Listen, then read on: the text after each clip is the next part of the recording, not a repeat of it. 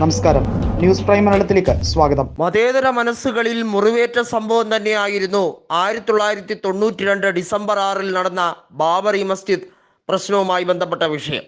ബാബറി മസ്ജിദ് തകർക്കപ്പെട്ടത് മാത്രമല്ല, ഈ രാജ്യത്ത് സ്വതന്ത്രമായി ചിന്തിക്കുന്ന എല്ലാവരും മനസ്സിലാക്കിയ ഒരു വിഷയമെന്ന് പറയുന്നത് അതിനുശേഷം നടന്ന സംഭവ വികാസങ്ങളെ ആസ്പദമാക്കിയുള്ള ഒരു കൃത്യമായിട്ടുള്ള പ്ലാനിങ് VHPയും BJPയും കൂടെ സംയുക്തമായി തന്നെ നടത്തിയല്ലോ എന്നുള്ളതാണ്.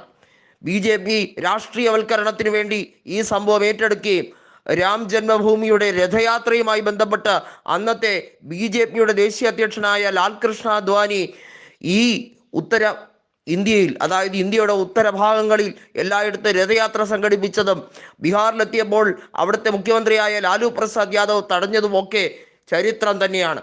ഏതായാലും ഒരു കാര്യം ഉറപ്പായി കഴിഞ്ഞിരിക്കുന്നു.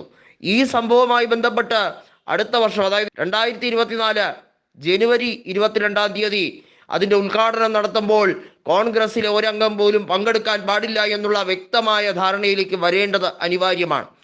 ഇത് ഒരു ട്രാപ്പാണ്. കോൺഗ്രസ് അംഗങ്ങൾ പങ്കെടുത്തില്ലെങ്കിൽ അവരെല്ലാം രാമവിരുദ്ധരും, അവരെല്ലാം ഭക്തരെ നിന്ദിക്കുന്നവരും, അവർ എല്ലാം ഹിന്ദുക്കളെ എതിർക്കുന്നവരുമായി ചിത്രീകരിക്കാനുള്ള BJP ശ്രമം. പങ്കെടുത്താലോ അവരൊക്കെ ന്യൂനപക്ഷ വിരുദ്ധർ, അല്ലെങ്കിൽ അവർക്ക് ഇന്നവരുടെ വോട്ടില്ല എന്നുള്ള രീതിയിൽ ചിത്രീകരിക്കും. ശരിക്കും ഈ പറയുന്ന കോൺഗ്രസ് പങ്കെടുത്തില്ല എന്ന് പറഞ്ഞ് ഇതിനകത്ത് അവരുടെ വോട്ട് കൂടാനും കുറയാനും ഒന്നും പോകുന്നില്ല. കോൺഗ്രസ് നിൽക്കേണ്ടത് മതേതരവാദികളുടെ കൂടെ തന്നെയാണ്. കാരണം ഇന്ത്യൻ നാഷണൽ കോൺഗ്രസിന് ഒരു ചരിത്രമുണ്ട്, ഒരു പാരമ്പര്യമുണ്ട്. ഇന്ത്യൻ നാഷണൽ കോൺഗ്രസ് രൂപീകൃതമായിട്ട് ഇന്ന് 139 വർഷം തികയുകയാണ്. ദ ഗ്രാൻഡ് ഓൾഡ് പാർട്ടിയായ ഇന്ത്യൻ നാഷണൽ കോൺഗ്രസ് എവിടെയും അടിയറവ് പറയരുത്. തോൽക്കാം, പക്ഷേ കൊല്ലാനാകില്ല എന്ന് ഏണസ്റ്റ് ഹെമിംഗ്വേ കിഴവനും കടലും എന്ന അദ്ദേഹത്തിൻ്റെ നോവലിൽ എഴുതിയതുപോലെ തന്നെ ആയിരിക്കണം ഇന്ത്യൻ നാഷണൽ കോൺഗ്രസ് ചെയ്യുന്നത്. നിങ്ങൾക്ക് പല പല തെരഞ്ഞെടുപ്പുകളിൽ ഞങ്ങളെ പരാജയപ്പെടുത്താം, പക്ഷേ ഞങ്ങളുടെ ആശയത്തെ കൊന്നു തോൽപ്പിക്കാൻ കഴിയില്ല. ഞങ്ങൾ എന്നും മതേതര ശക്തിയായി ഉറച്ചു നിൽക്കും. ഇന്ത്യയുടെ മുഖ്യ പ്രതിപക്ഷത്തിൻ്റെ മുഖമായി നിന്നാലും ഞങ്ങൾക്ക് പ്രശ്നമില്ല.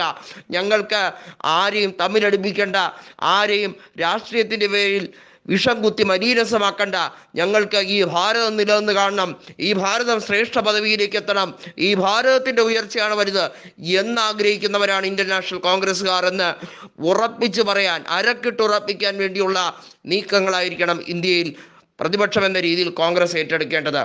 രാമജന്മഭൂമിയിലെ ഉദ്ഘാടനവുമായി ബന്ധപ്പെട്ട കാര്യത്തിൽ കോൺഗ്രസ് വിട്ടുമാറി നിന്നാൽ അത് തെറ്റായ സന്ദേശത്തിലേക്ക് കടക്കുമോ എന്ന ഭയം ഒട്ടും തന്നെ വേണ്ട. കാരണം മതേതര മനസ്സുകളിൽ വ്രണപ്പാടുണ്ടാക്കിയ, മുറിവേൽപ്പിച്ച, അഗാധമായ ആഴത്തിൽ മുറിവേൽപ്പിച്ച സംഭവ വികാസങ്ങളിൽ കോൺഗ്രസ് പൂർണ്ണമായും അതിൽ നിന്നും മാറി നിൽക്കുന്നു എന്ന് മാത്രമേ എല്ലാ മനുഷ്യരും കരുതുകയുള്ളൂ, എല്ലാ മതേതരവാദികളും കരുതുകയുള്ളൂ.